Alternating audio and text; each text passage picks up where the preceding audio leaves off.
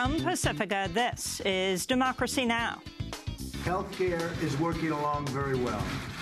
We could have a big surprise with a great healthcare package. So now they're happy. What do you mean by big surprise, sir? I think you're going to have a great surprise. It's going to be great. As the deeply unpopular health care plan fails to come to a vote before the Senate recessed for the holidays early yesterday, demonstrators flooded the offices of Republicans in what they're calling a last stand to prevent a repeal of the Affordable Care Act. We'll speak with disability rights attorney and activist Stephanie Woodward, who was ripped from her wheelchair and arrested for protesting outside Senate Majority Leader Mitch McConnell's office. The video went viral.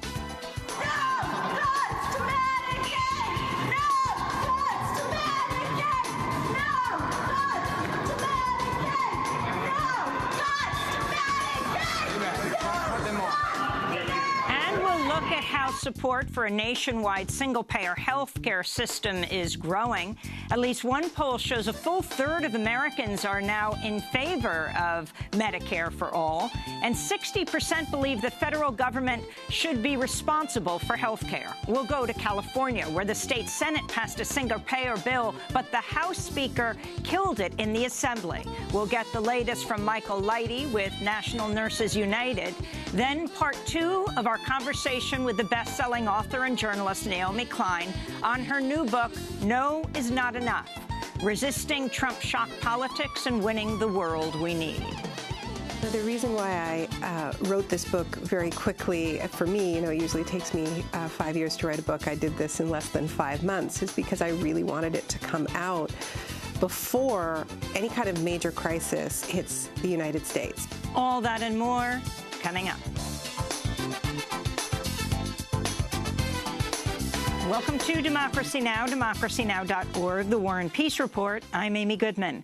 President Trump urged the Republican Congress today to repeal the Affordable Care Act, even as senators began leaving Washington, D.C. early for the 4th of July recess, with no plans in sight to vote on a replacement health care bill. In a tweet early this morning, Trump wrote, "If Republican senators are unable to pass what they're working on now, they should immediately repeal and then replace at a later date."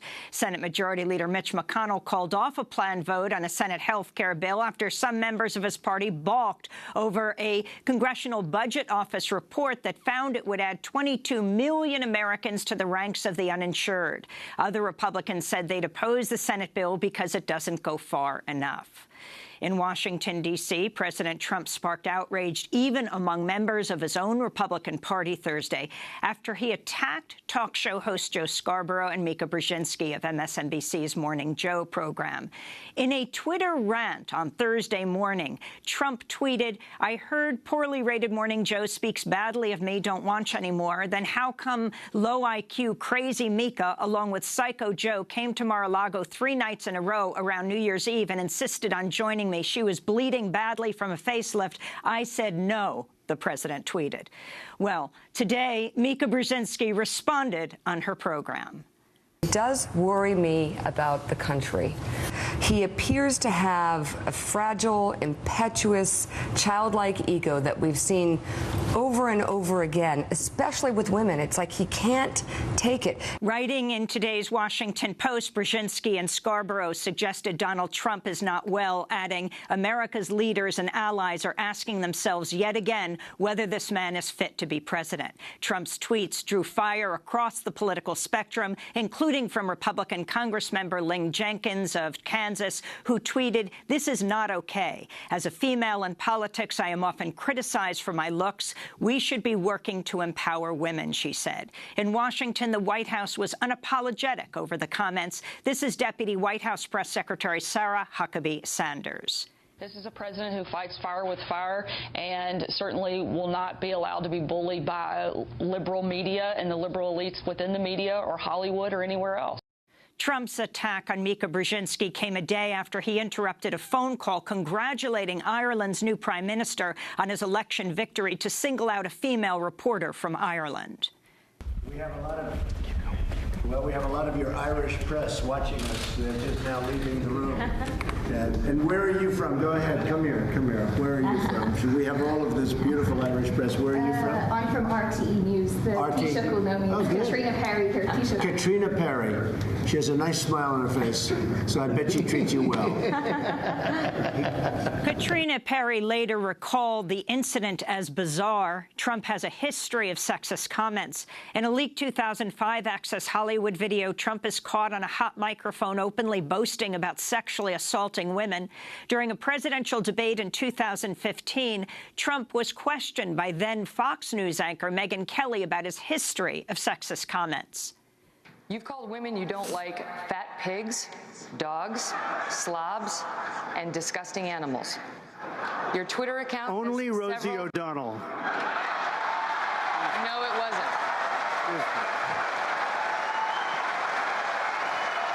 Your Twitter account...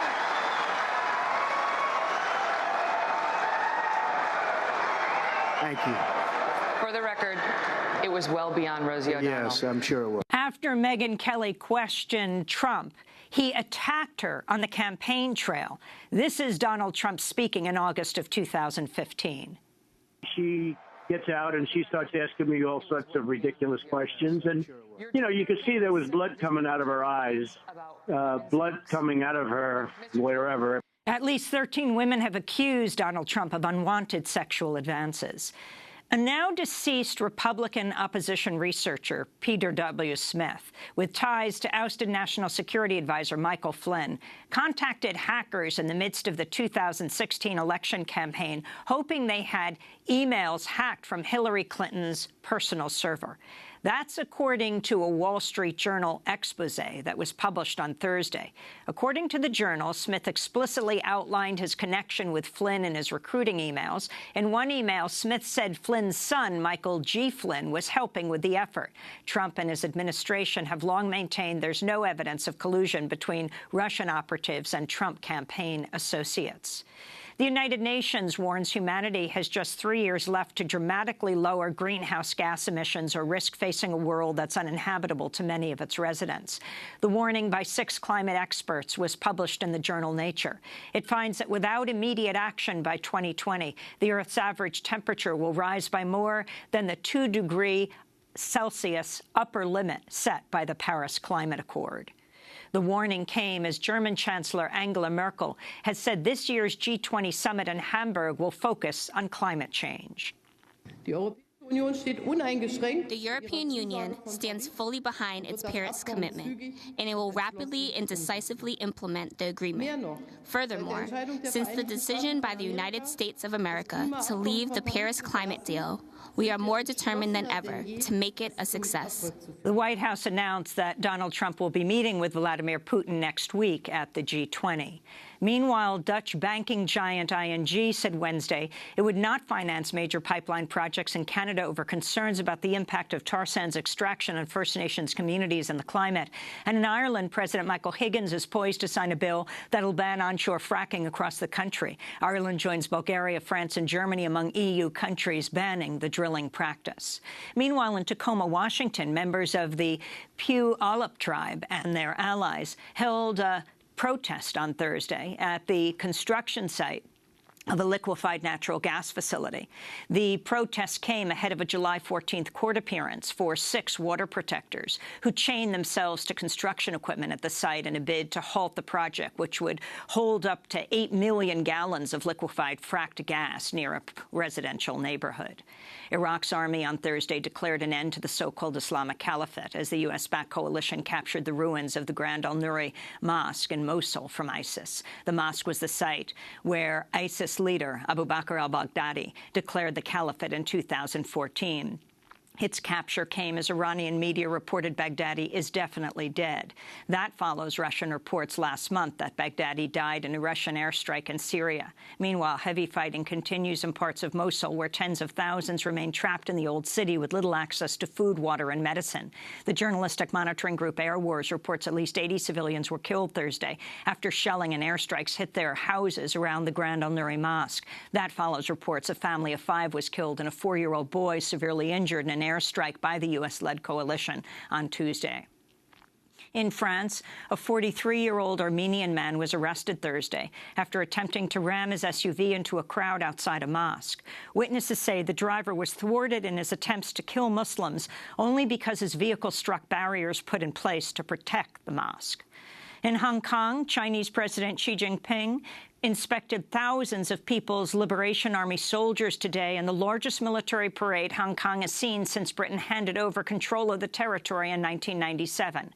President Xi's visit came amidst a massive security lockdown after police arrested pro-democracy demonstrators calling for greater autonomy in Hong Kong under the so-called one country, two systems policy. Among those arrested was Joshua Wong, who helped lead massive protests 3 years ago, calling for greater political freedom. This is Hong Kong legislator and activist Claudia Mo. Need this Chinese leader to know that the one country, two system promise has been a sham, a fraud, and a cheat. This non-stop Beijing interference in Hong Kong's development, especially in the political development, we're very, very resentful about not having true democracy. At the Vatican, a senior cardinal and top advisor to Pope Francis will return to Australia to face charges of sexual assault. Cardinal George Pell is the third highest-ranking official in the Roman Catholic Church. Speaking from the Vatican, Cardinal Pell said Pope Francis granted him a leave of absence to return to Australia to defend himself. I'm looking forward, finally, to having my day in court. I'm innocent of these charges. They are false. The whole idea of sexual abuse is abhorrent to me. Pell has been ordered to appear in court next month. In 2014, the Vatican admitted nearly 850 priests have been dismissed and more than 2,500 have been disciplined in a sprawling sexual abuse scandal dating back decades. Back in the United States, the House of Representatives passed a pair of immigration bills Thursday that critics say are aimed at demonizing undocumented immigrants. The first bill, known as Kate's Law, adds penalties to deported immigrants who re-enter the U.S. It was approved on a vote of 257 to 167, mostly along party lines. Among those opposed was New York Democrat Gerald Nadler. This bill is nothing less than fear-mongering, based on the widely debunked myth that immigrants commit crimes at a higher rate than native-born Americans, when in fact we know it is just the opposite. The second House bill, approved Thursday, would cut off federal grants from sanctuary cities that limit cooperation with immigration authorities. In more immigration news, attorneys general in 10 states say they'll sue the Trump administration unless it ends the DACA program. That's the Deferred Action for Childhood Arrivals, which grants legal protection for young immigrants to live and work in the United States. In a letter sent to U.S. Attorney General Jeff Sessions Thursday, Ken Paxton of Texas and 9 other Republican attorneys general say they're prepared to challenge the entire DACA program in court unless the White House rescinds the policy. President Trump's ban on refugees and travelers from 6 majority Muslim nations went partially into effect Thursday evening. Under a Supreme Court ruling earlier this week lifting a stay against the ban, people from Iran, Libya, Syria, Somalia, Sudan, and Yemen who don't have close family or business relationships may be denied visas and kept out of the U.S. On Thursday, the Trump administration said it'll interpret close family to mean parents, children, siblings, and in-laws. Among those excluded will be grandparents, grandchildren, uncles, aunts, and cousins. The State Department said late Thursday it'll allow fiancés from the affected countries to travel after initially saying they, too, would be banned. An election commission established by President Trump has asked all 50 states to hand over detailed personal information about U.S. voters in a move that civil rights advocates say is aimed at suppressing voter turnout.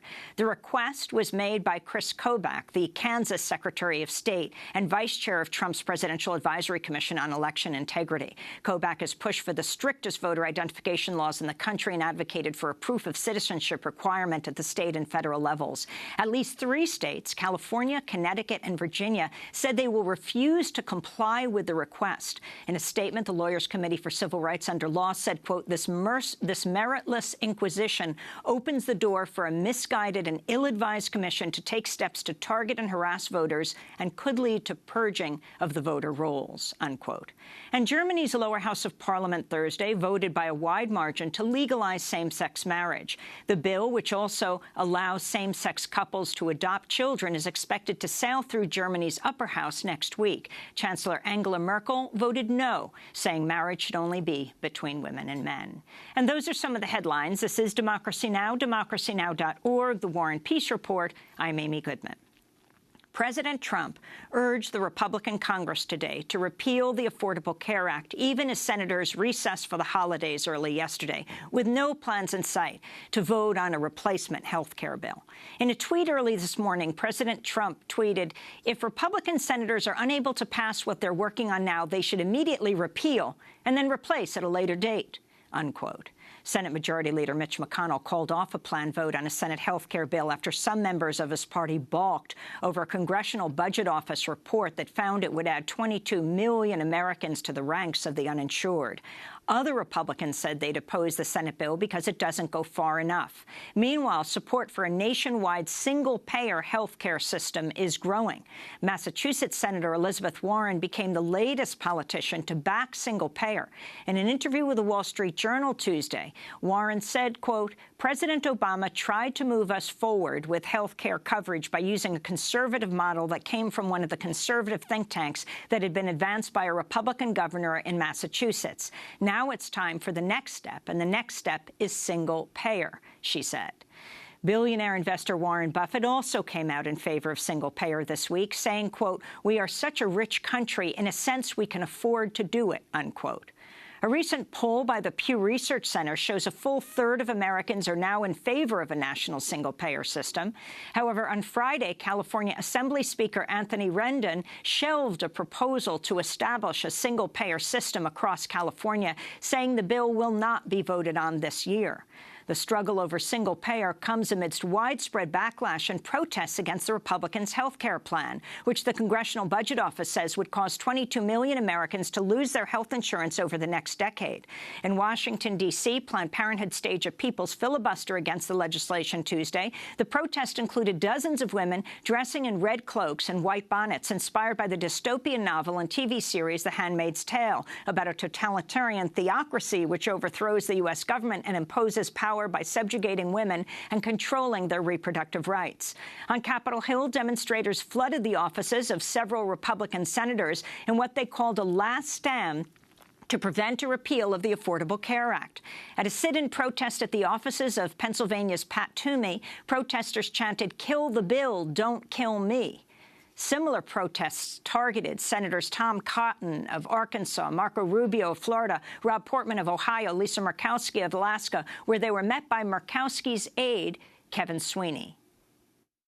Senator Murkowski is a very deliberate senator. Senator Murkowski, and she's shown this in the past. She's shown this in the past that she wants to do what's right for Alaska, but she needs to know exactly what it is that she's doing. She wants to know what the impact this is going to be on Alaskans. It's going to kill people. It's not hard to figure out. 22 million Americans from their insurance. This bill already has actuarial tables attached to it, as obviously drafts, that show the only way these numbers come about through the CBO is if people die early. During Wednesday's protests, police arrested 40 people on misdemeanor charges of unlawful crowding and obstructing. Meanwhile, activist disability rights group ADAPT launched a two-day-long sit-in at the office of Colorado Republican Senator Cory Gardner, staging a die-in and chanting, "Better to go to jail than die without Medicaid." 10 activists with ADAPT were arrested Thursday. For more, we go to Washington, D.C., where we're joined by Stephanie Woodward, an organizer with ADAPT. Video went viral of her being ripped from her wheelchair and arrested for protesting outside Mitch McConnell's office. She has now been arrested while protesting 14 times. Let's go to that video clip of Stephanie Woodward being arrested.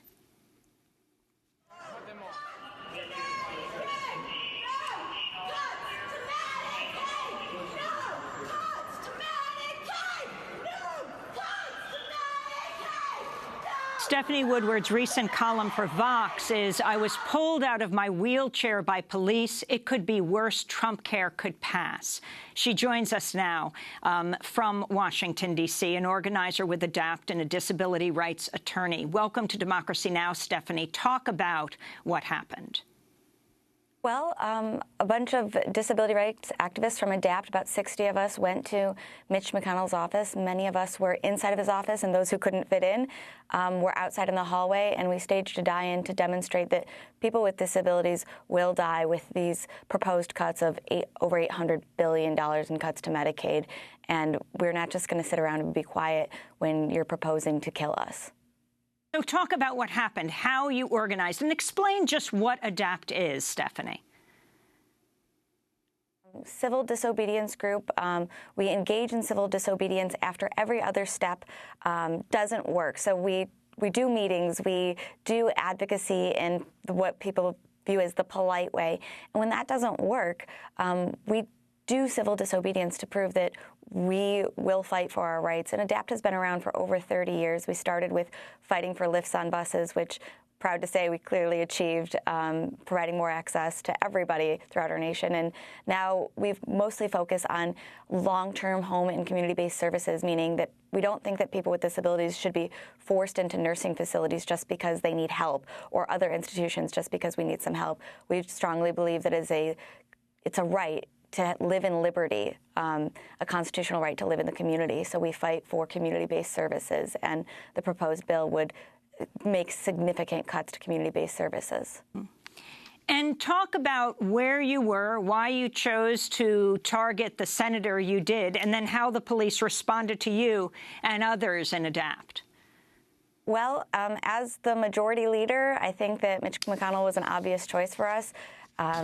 Leading this bill that would take away our life and liberty means that you're the person that we need to confront about this first. So that's why we chose Mitch McConnell. We stayed in his office. The people in the hallway were arrested first, mostly because they were the easiest to get to, I assume. And we were there for about an hour before they got to the Mitch McConnell's office and started carrying us out individually as well. And the police were doing their job, but we were doing our job, and it just so happens that our jobs conflicted that day. So President Trump, when he was running for president, talked about Medicare and Medicaid. I want to go to May 21st, 2015, when he was speaking to the right-wing outlet, The Daily Signal. I'm not going to cut Social Security like every other Republican, and I'm not going to cut Medicare or Medicaid. Every other Republican's going to cut. And even if they wouldn't, they don't know what to do because they don't know where the money is. I do. So that was Donald Trump 2 years ago. Stephanie Woodward, explain exactly what the cuts are that are proposed in the Republican health care plan. So what we're seeing is over $800 billion in cuts to Medicaid. And for us in the disability community, that means that nursing facility services are a mandatory benefit under Medicaid. Home and community-based services, although they are oftentimes cheaper, are an optional service. So when states have caps or cuts to their Medicaid, what they have to do is get rid of their optional services first because you have to do the mandatory things. So for people with disabilities, what that means is people who are living in the community will lose their community-based services and be forced into nursing facilities or be forced to live in the community without the supports that they need, leaving them in danger of losing their life or losing their liberty, depending on which way they choose to go. What exactly would happen to you, Stephanie Woodward, if this Republican health care bill became law? Well, I want to be clear. I depended on Medicaid until I was 25. I am not dependent on Medicaid at all right now. However, there are millions of people with disabilities who are, and I was part of this group because I won't stand by and let my brothers and sisters with disabilities across the nation have their life and liberty in danger because of a bill. So, while I may not be as impacted, the people I love do, and the people I don't know but I care about their lives will be impacted, and that's why we all came together. There's a very diverse group of us, and everyone would be impacted in different ways, but none of us want to see this go through. Stephanie Woodward, I want to thank you for being with us, organizer with ADAPT, disability rights attorney. Video of her being ripped from her wheelchair and arrested for protesting outside Senate Majority Leader Mitch McConnell's office went viral last week. We'll link to your column in Vox. I was pulled out of my wheelchair by police. It could be worse. Trump care could pass. This is Democracy Now! When we come back, we go to Michael Leidy of National Nurses United to talk about single payer and what happened in California. It passed in the state Senate, but then was pulled in the state assembly. We'll find out why. Stay with us.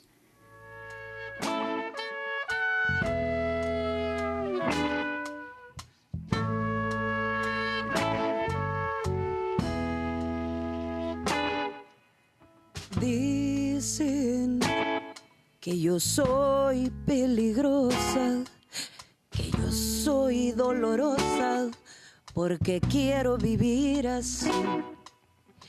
Dicen que yo soy enjundiosa, caprichosa y hermosa, que no puedo seguir así. Te digo que sí soy peligrosa, que sí soy dolorosa, porque te quiero para mí. Si soy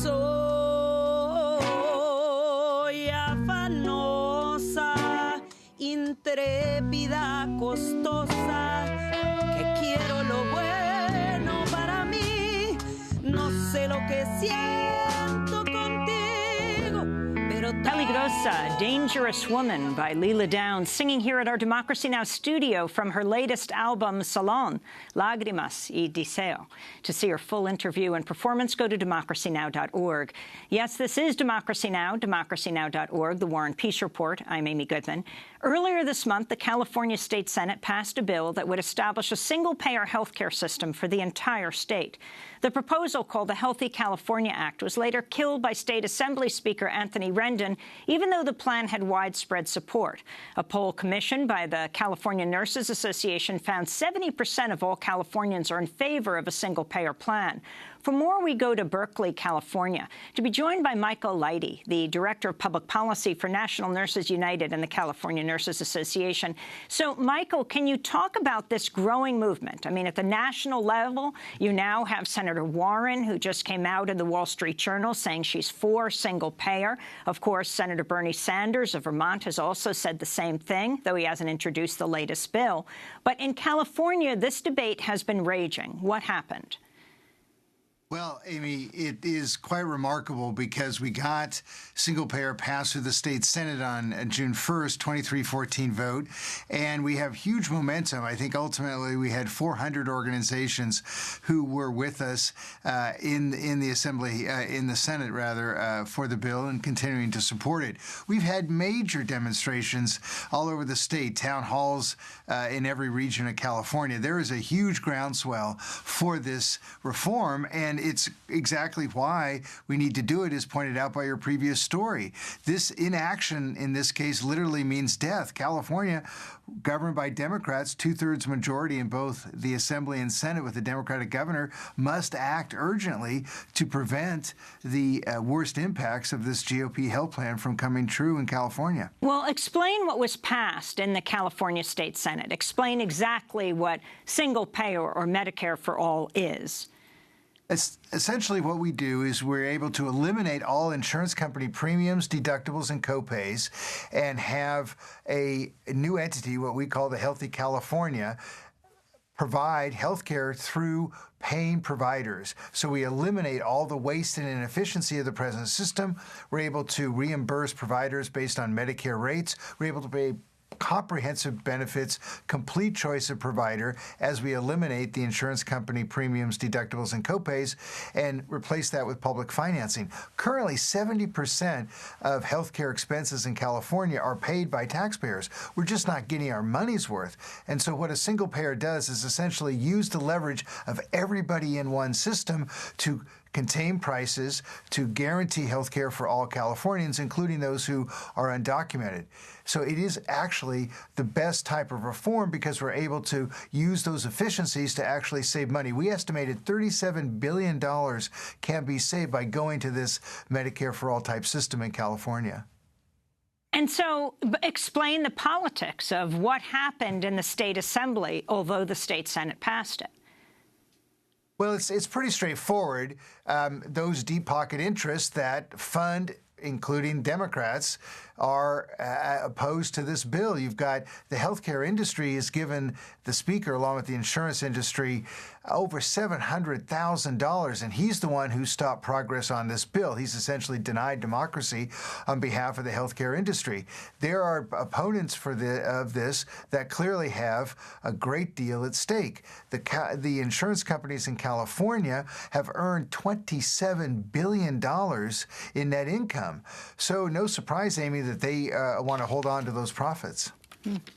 And what do you say to those who actually do support Medicare for all or single-payer health care, but feel it cannot be done on a state-by-state basis? Explain how it would work if the country doesn't have single-payer, but California did.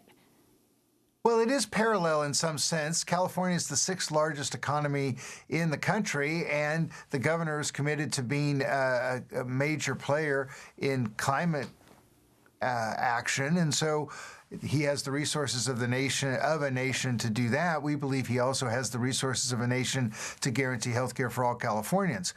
Californians are entitled to the federal spending on health care for which they're eligible, just as every other state. So we're going to get that money into California. The Affordable Care Act, under the 1332 provision, is explicitly designed to enable states to set up single-payer type universal health care systems. There's a statutory language in there to do so. So those waivers also under Medicaid are available to channel those monies. This administration, for its horror show on healthcare, the one thing that it does say that might be useful here is it's in favor of state innovation. And certainly, there is nothing more innovative than saving people and businesses billions of dollars as we provide comprehensive coverage to everybody. So we believe there's a statutory basis and a belief that we can do this in California because we have the resources to do so. So I wanted to turn to Harvard professor John McDonough, who we've had on a number of times, the chief architect of what many call Romney Care in Massachusetts, the model for the Affordable Care Act. McDonough also was involved with the passage of the Affordable Care Act. When we spoke to him a few years ago, in 2012, McDonough said he supports single-payer but doesn't think it's feasible. I think a single-payer plan could be far preferable. The reality was that there was no possibility in 2009, 2010 of achieving passage of anything close to a single payer. And I think really the question is, does the Affordable Care Act move the system forward by eliminating pre-existing conditions, by creating the Medicaid expansions, by undertaking so many other important improvements to the healthcare system, tripling the size of the National Health Service Corps, providing important new funding for community health centers, just many, many important provisions. I think that short of a single-payer system, that the Affordable Care Act was the best that we could get done, and that it really will provide significant, meaningful, important improvements for the lives and the health and the well-being of many, many millions of Americans. So in your last response, Michael Lighty, if you could respond to what Professor McDonough says, and also talk about these polls. Pew saying about 1/3 of Americans now are for single-payer, maybe 60% believe the federal government should be involved with health insurance, guaranteeing health insurance. Yes, I think that's exactly right, Amy. There is a groundswell for the federal government to guarantee health care for all. That is even stronger in California. Even after people hear the opposition arguments in California, 58% support this type of reform, this type of Medicare for all reform. We did meet with John McDonough and Senator Kennedy when he was still alive during the health care debate around the Affordable Care Act.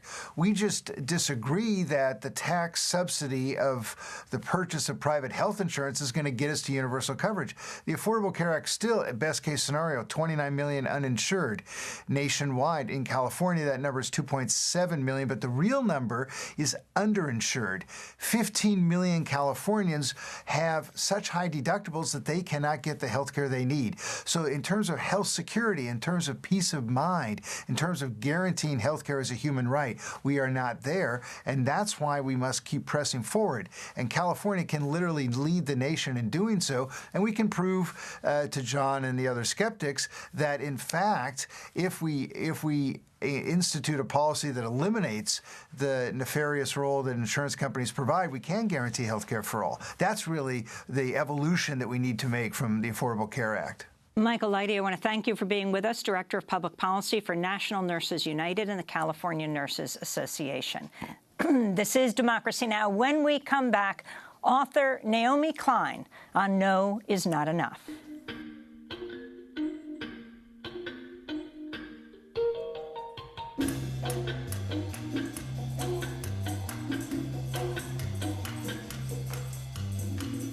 Got to get myself away from the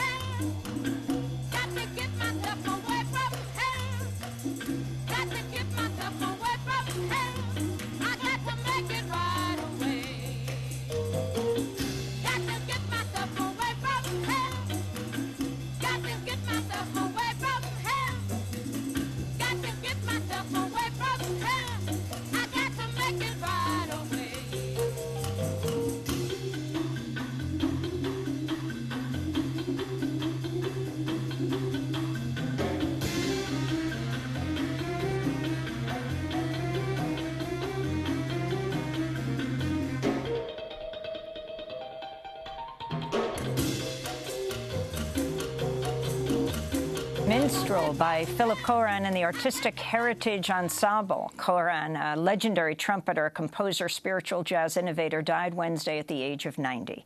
This is Democracy Now!, DemocracyNow.org, The War and Peace Report, as we wrap up today's show with part 2 of our conversation with best-selling author and journalist Naomi Klein, author of The Shock Doctrine and This Changes Everything, Capitalism versus the Climate. Her new book is called No Is Not Enough, Resisting Trump's Shock Politics and Winning the World We Need.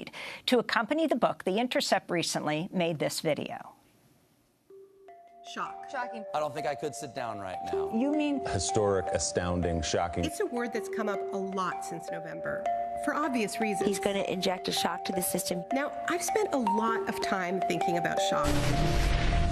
10 years ago, I published The Shock Doctrine, an investigation that spanned 4 decades from Pinochet's U.S.-backed coup in 1970s Chile to Hurricane Katrina in 2005. I noticed a brutal and recurring tactic by right-wing governments. After a shocking event, a war, a coup, a terrorist attack, market crash, or natural disaster, exploit the public's disorientation, suspend democracy, push through radical policies that enrich the 1% at the expense of the poor and middle class. This is a repeal and a replace of Obamacare. We are going to cut taxes and simplify the tax code. The United States will withdraw from the Paris Climate Accord. Now, some people have said that's exactly what Trump has been trying to do. Is it true? Well, sort of, but in all likelihood, the worst is yet to come, and we'd better be ready.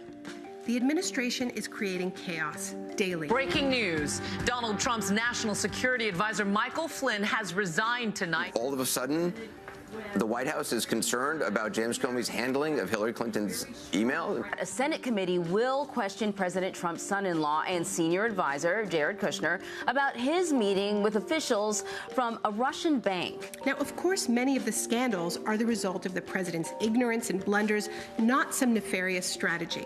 But there's also no doubt that some savvy people around Trump are using the daily shocks as cover to advance wildly pro-corporate policies that bear little resemblance to what Trump pledged on the campaign trail. Save Medicare, Medicaid, and Social Security.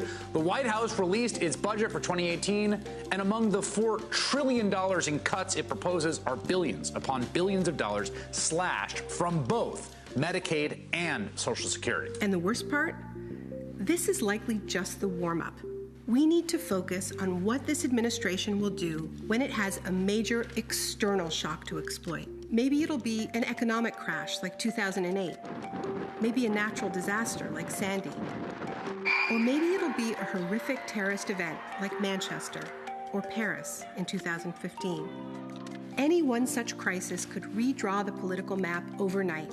And it could give Trump and his crew free rein to ram through their most extreme ideas. But here is one thing I've learned over 2 decades of reporting from dozens of crises around the world. These tactics can be resisted.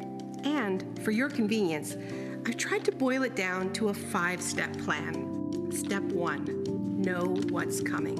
What would happen if a horror like the one in Manchester took place on U.S. soil? Based on Trump's obvious fondness for authoritarianism, we can expect him to impose some sort of state of exception or emergency, where the usual rules of democracy no longer apply.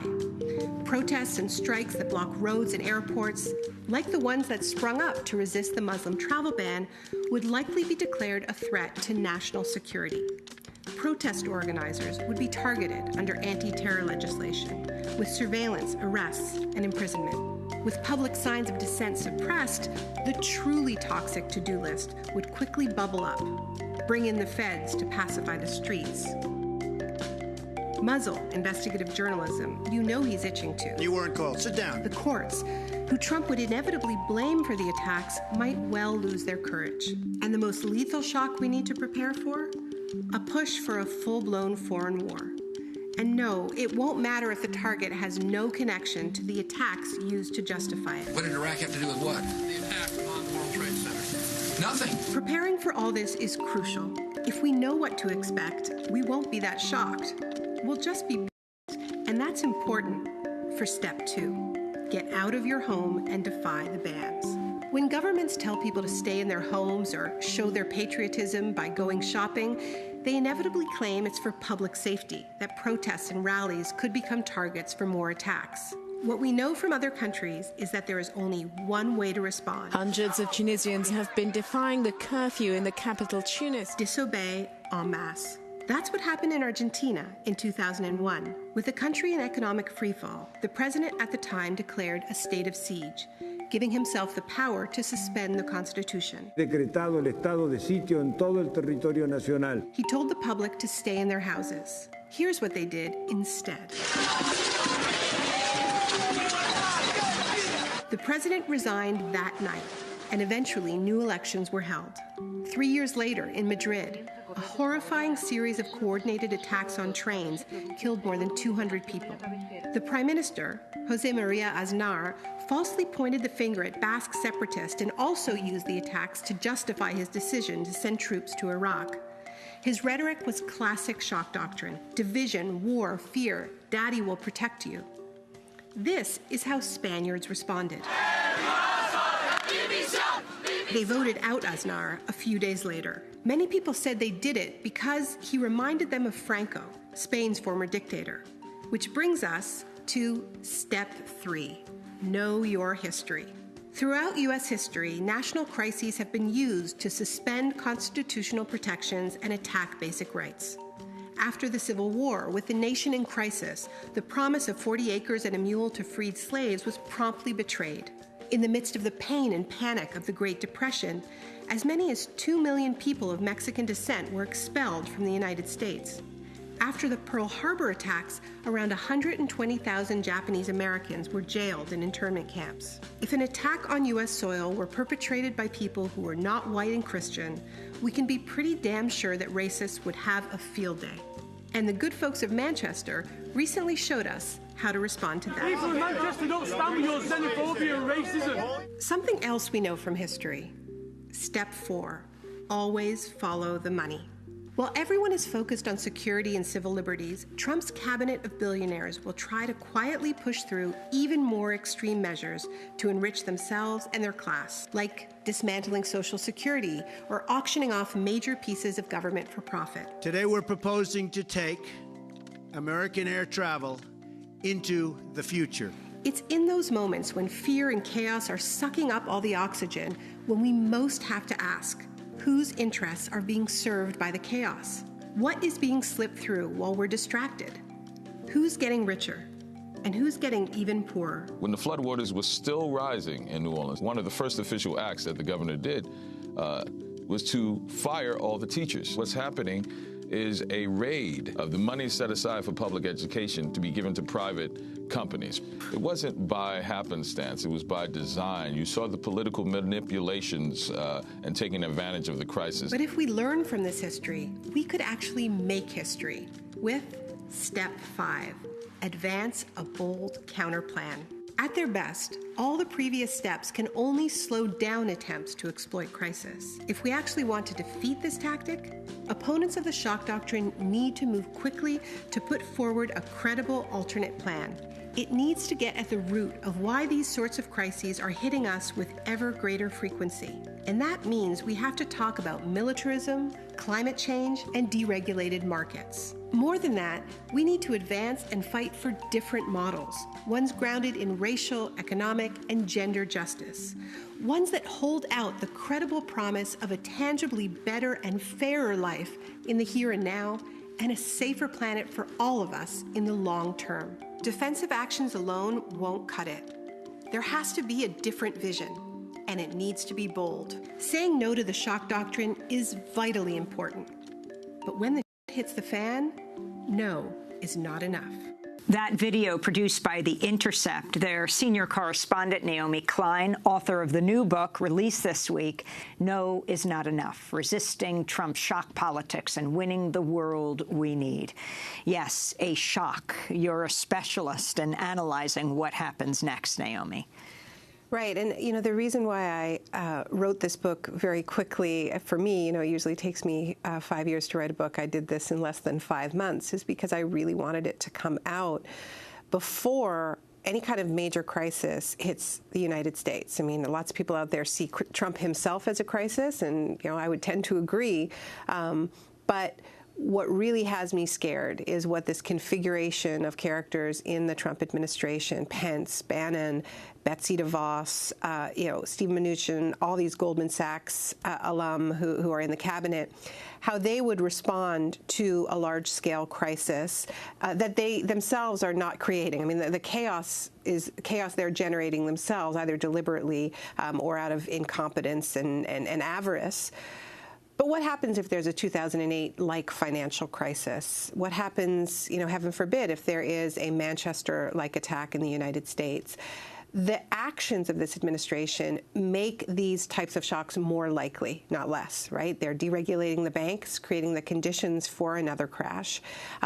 They are antagonizing the world, particularly the Muslim world. ISIS apparently called Trump's Muslim travel ban a blessed ban because it was so good for recruitment. They are making climate disasters more likely with everything they're doing to deregulate industry, deregulate for polluters.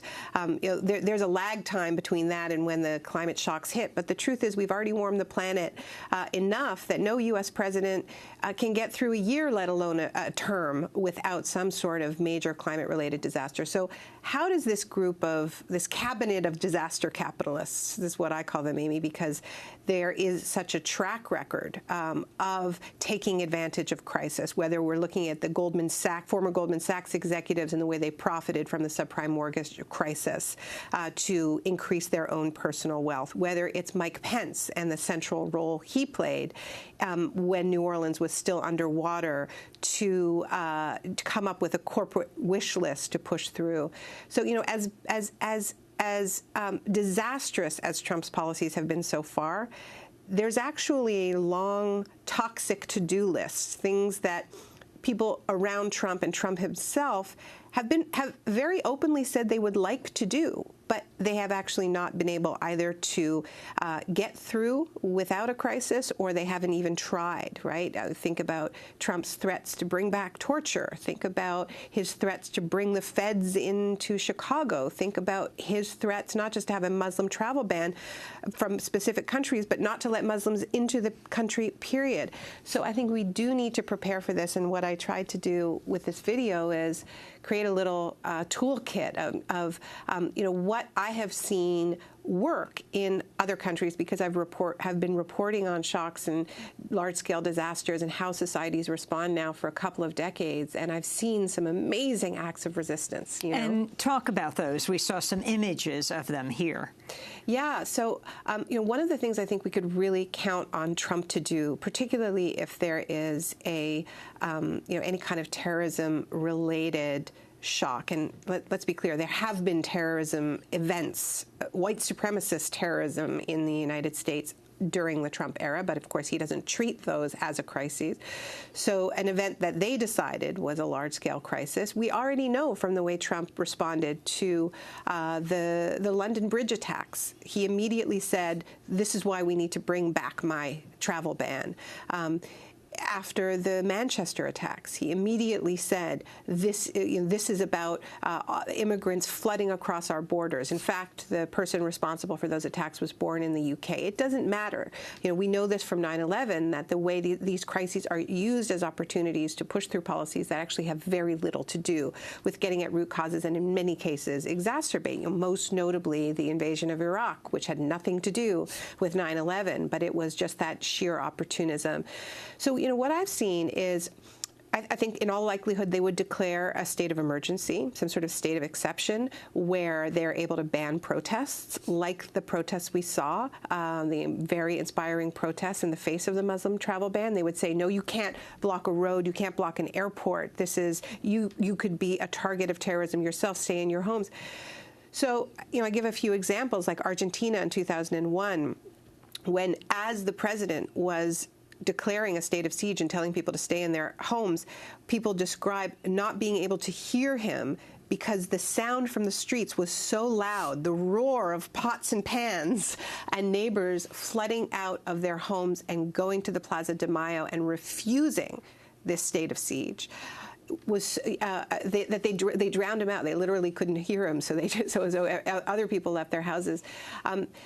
And, in that moment, that's the moment to resist. That is the moment to just not accept it. And it's really a question of strength in numbers, because if it is only the kind of hardcore activists that are out on the streets, it's really easy to crush small protests. It's harder to do it when it is hundreds of thousands of people. So I wanted to share some of these stories of societies that have just said, we will not let you do it. Right? I was in France, as were you, Amy, a week after the horrific terrorist attacks in 2015.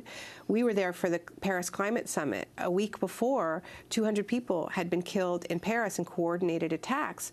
The French government, under François Hollande, a socialist government, socialist in name only, but a left government, declared a state of emergency and banned political gatherings of more than 5 people.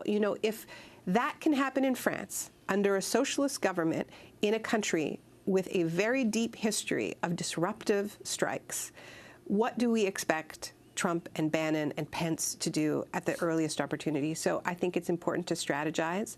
It's important to know the history in the United States. In all these countries, the examples I give, Argentina, why did they flood out of their houses? You ask people, they said, it reminded us of the beginning of the dictatorship in 1976. That's how it started. They told us that we weren't safe and that it was going to be a temporary state of emergency, and it ended up turning into a dictatorship. So they saw the early signs and they said, no, not again, nunca más, right? We talk to Americans about this, they say, well, we don't have that history. Really? What about the Japanese internment? What about, as you've written, Amy, what about what happened to Mexican Americans in the United States during the Great Depression and during that crisis and the mass deportations? There is this history in many communities, and those communities keep that history alive. During Hurricane Katrina, so many African Americans talked about the history of how crises had been used to further oppress Black people in this country. But these stories are offloaded into those communities who hold them and keep that history alive.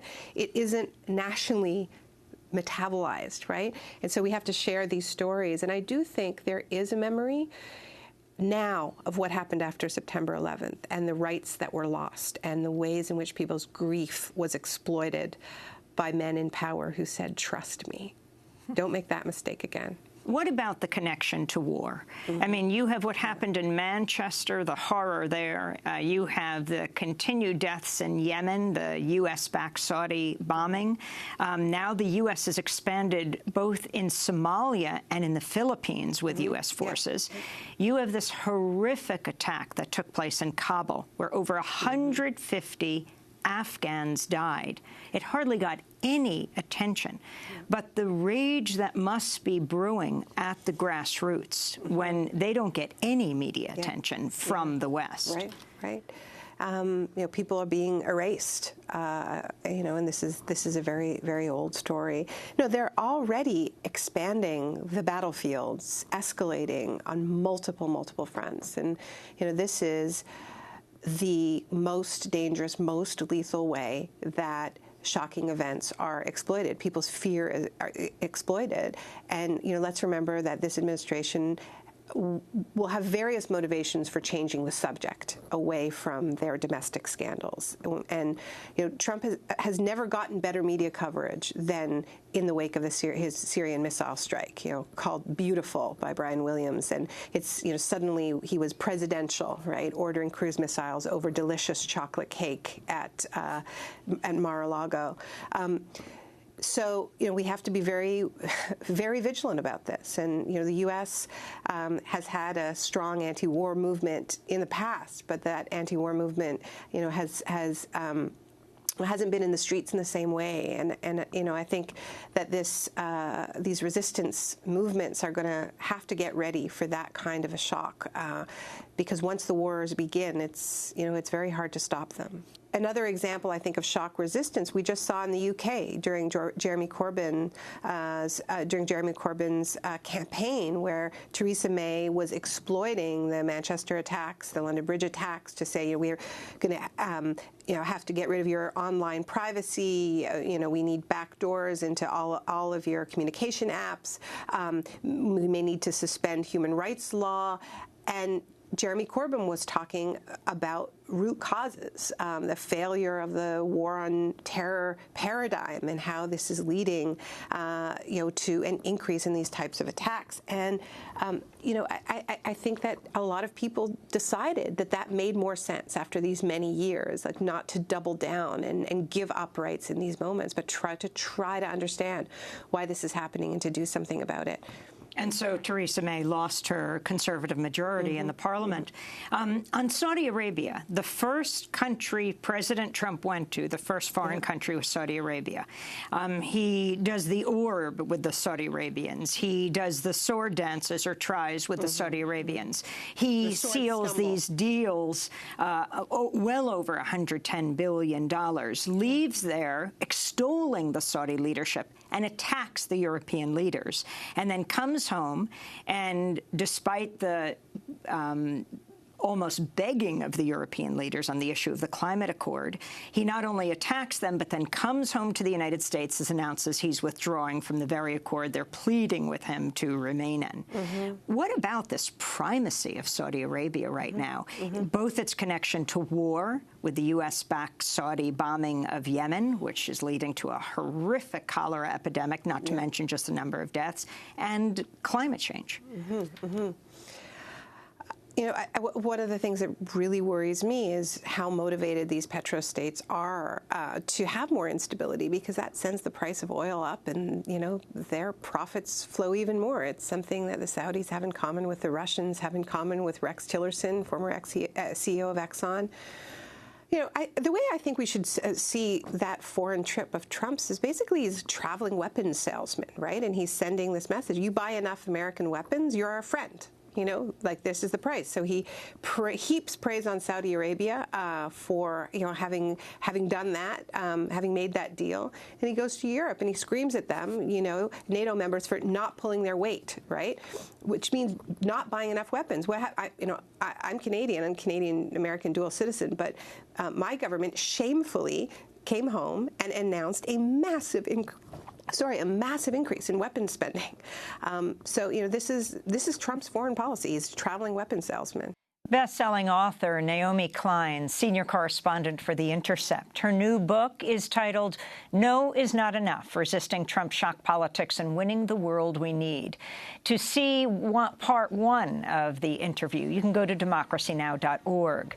On Monday and Tuesday, 2 July 4th specials will bring you a major address by Senator Bernie Sanders at the People's Summit in Chicago before about 4,000 people. That's Monday's show, July 3rd. And on Tuesday, James Earl Jones reads Frederick Douglass's historic speech, What to the Slave is the 4th of July. And we talk to the chairman of the Standing Rock Sioux Tribe about the standoff at Standing Rock and where it stands today. Happy birthday to Isis Phillips. I'm Amy Goodman. Thanks for joining us.